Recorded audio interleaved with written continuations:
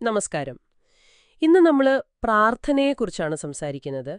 പ്രത്യേകിച്ചും നമ്മൾ ഈ ദുആ അഥവാ യാചന എന്നൊക്കെ പറയില്ലേ, അതിനെക്കുറിച്ച് വളരെ ഒരു വ്യത്യസ്തമായ ഒരു കാഴ്ചപ്പാടാണ് നമ്മൾ നോക്കുന്നത്. അതെ അതെ നമുക്ക് കിട്ടിയ ഈ ഭാഗങ്ങളിലൊക്കെ പ്രാർത്ഥനയെ നമ്മൾ സാധാരണ കാണുന്നൊരു രീതിയിൽ നിന്ന് കുറച്ചുകൂടി ആഴത്തിൽ സമീപിക്കുന്നുണ്ട്. ശരിയാണ്. ഇത് ശരിക്കും ഒന്ന് ചിന്തിപ്പിക്കുന്നൊരു വിശകലനമാണ്. നമ്മൾ ദൈവത്തോട് എന്തെങ്കിലും ചോദിക്കുക എന്നതിനപ്പുറത്തേക്ക് ഈ പ്രാർത്ഥനയ്ക്ക് വേറെ മാനങ്ങളുണ്ടോ, അങ്ങനെയുള്ള ചില കാര്യങ്ങളാണ് ഇത് മുന്നോട്ട് വയ്ക്കുന്നത്. അപ്പം നമുക്കിതിലേക്കൊന്ന് കടക്കാം അല്ലേ? ഈ ആശയങ്ങൾ എന്താണ് പറയുന്നതെന്ന് നോക്കാം. നോക്കാം. തുടക്കത്തിൽ തന്നെ എനിക്കൊരു കാര്യം ശ്രദ്ധയിൽപ്പെട്ടു. ഒരു പ്രത്യേക വസ്തുവിനു വേണ്ടിയിട്ടുള്ള, അതായത് ഒരു പൂർണ്ണമല്ലാത്ത ഒരു നന്മയ്ക്ക് വേണ്ടിയുള്ള പ്രാർത്ഥനയെ ഈ സ്രോതസ്സിൽ പറയുന്നത് ദുഷിച്ചത് അഥവാ വിഷ്യസ് എന്നാണ്. അത് കേൾക്കുമ്പോൾ ഒരു ഞെട്ടല് തോന്നാവല്ലേ? അതെ, അതൊരു അല്പം കടുപ്പമുള്ള വാക്കാണ്. എന്തുകൊണ്ടാണ് അങ്ങനെ അത്ര കടുത്തൊരു വാക്കുപയോഗിക്കാൻ കാരണം? ഇവിടെ പ്രധാനമായിട്ടും പറയുന്നത് എന്താന്ന് വെച്ചാൽ, അത്തരം പ്രാർത്ഥനയിൽ ദൈവത്തിൽ നിന്നൊരു അകൽച്ച, ഒരു വേർപിരിയൽ, അതിൻ്റെ ഒരു സ്വരമുണ്ട് എന്നാണ്. ആ അതായത് ഞാനും ദൈവവും ഞങ്ങൾ രണ്ടാണ് എന്നൊരു ചിന്ത, ഒരു ദ്വൈതഭാവം. ഓക്കെ. ദൈവവുമായുള്ള ഒരു പൂർണ്ണ ഐക്യം, അതിനു പകരം ഈ ഒരു അകൽച്ചയ്ക്കാണ് അവിടെ ഒരു ഊന്നൽ വരുന്നത്. അതുകൊണ്ടാണ് വ്യക്തിപരമായ നേട്ടങ്ങൾക്ക് വേണ്ടി മാത്രമുള്ള പ്രാർത്ഥനയെ ഈ വേർപിരിയലിൻ്റെ അടിസ്ഥാനത്തിൽ താണതരവും മോഷണവും അഥവാ മീൻനെസ് ആൻഡ് തെഫ്റ്റ് എന്നൊക്കെ പറയുന്നത്. താണതരവും മോഷണവും എന്നൊക്കെ പറയുമ്പോൾ അത് സാധാരണ വിശ്വാസികൾക്ക് അവർ അവരുടെ ആവശ്യങ്ങൾ ദൈവത്തോട് പറയുമ്പോൾ അത് ഉൾക്കൊള്ളാനൊരു പ്രയാസം തോന്നില്ലേ? തോന്നാം. പക്ഷേ ഇവിടെ വിമർശിക്കുന്നത് ദൈവത്തോട് കാര്യങ്ങൾ പറയുന്നതിനെയല്ല, മറിച്ച് അതിൻ്റെ പിന്നിലുള്ള ഒരു മനോഭാവത്തെയാണ്. അതായത് എൻ്റേതായ ലോകം, എൻ്റേതായ ആവശ്യങ്ങൾ, അതിൽ മാത്രം ഇങ്ങനെ ഒതുങ്ങുമ്പോൾ ദൈവവുമായുള്ള ആ ഒരു ബന്ധത്തിലെ ഐക്യമെന്ന വലിയ ആശയത്തിന് ഒരു പ്രാധാന്യം കുറയുന്നു. ശരി ശരി. ഞാൻ വേറെ, ദൈവം വേറെ എന്ന ചിന്ത കൂടുതൽ ശക്തമാവുന്നു. അതാണ് ഈ സ്രോതസ്സൊരു ചോദ്യം ചെയ്യുന്നത്. ഓക്കെ. അപ്പോ ഇതിന് ബദലായിട്ട് ശരിയായ പ്രാർത്ഥനയെക്കുറിച്ച് ഈ സ്രോതസ് പറയുന്നത് എനിക്ക് വളരെ മനോഹരമായിട്ട് തോന്നി. ജീവിതത്തിലെ യാഥാർത്ഥ്യങ്ങളെ ഏറ്റവും ഉയർന്ന കാഴ്ചപ്പാടിൽ നിന്ന് ധ്യാനിക്കുക എന്ന്. ഇത് കേൾക്കുമ്പോൾ തന്നെ ഒരു പ്രത്യേക ഫീലാണ്. അതെ അതെ. എന്താണ് ഈ ഏറ്റവും ഉയർന്ന കാഴ്ചപ്പാടെന്ന് പറഞ്ഞാൽ? അതെ, അത് വളരെ ഗംഭീരമായ ഒരു ആശയമാണ്. ഈ ഏറ്റവും ഉയർന്ന കാഴ്ചപ്പാടെന്ന് പറയുന്നത് ഒരുതരം ദൈവികമായ നോട്ടത്തോട്, ആ വീക്ഷണത്തോട് ഏറ്റവും അടുത്തു നിൽക്കുന്ന ഒന്നാണ്. ആഹാ.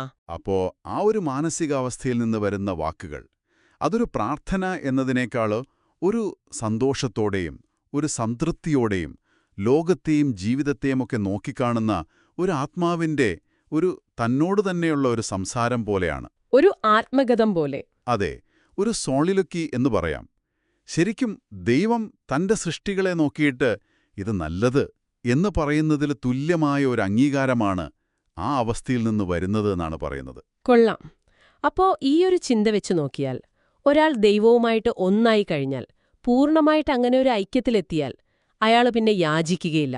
പകരം അയാളുടെ എല്ലാ പ്രവൃത്തികളും പ്രാർത്ഥനയായി മാറും എന്നാണോ പറയുന്നത്? അതെ. അതെങ്ങനെയാണ്? നമ്മുടെ സാധാരണ ജീവിതത്തിലെ ജോലികളൊക്കെ എങ്ങനെ പ്രാർത്ഥനയാവും? അവിടെയാണ് ഈ ഐക്യം എന്ന ആശയം പ്രസക്തമാകുന്നത്. യാചനയിൽ എപ്പോഴും ഒരു അകൽച്ചയുണ്ട്, അല്ലേ? ഞാൻ താഴെ, ദൈവമുകളിൽ. ഞാൻ ചോദിക്കുന്നു, അവിടുന്ന് തരുന്നു. അങ്ങനെ ഒരു വേർതിരിവ്. ശരിയാണ്. എന്നാൽ ദൈവവുമായിട്ട് പൂർണ്ണമായി ലയിക്കുമ്പോൾ, ഒന്നായി തീരുമ്പോൾ, ആ അകൽച്ചയില്ലാതാവുന്നു. അപ്പോൾ ചെയ്യുന്ന ഓരോ കാര്യവും, ഓരോ ചിന്തയും അത് ദൈവികമായൊരിച്ഛയുടെ ഭാഗമായിട്ട് മാറണം. ഹോഹോ. നമ്മൾ കേട്ടിട്ടില്ലേ, ഞാൻ അവൻ കാണുന്ന കണ്ണുകളാകും, അവൻ കേൾക്കുന്ന കാതുകളാവും എന്നൊക്കെയുള്ള ആത്മീയമായ ചില ആഖ്യാനങ്ങൾ. അതുമായിട്ടൊക്കെ ഇതിനെ ചേർത്ത് വായിക്കാം.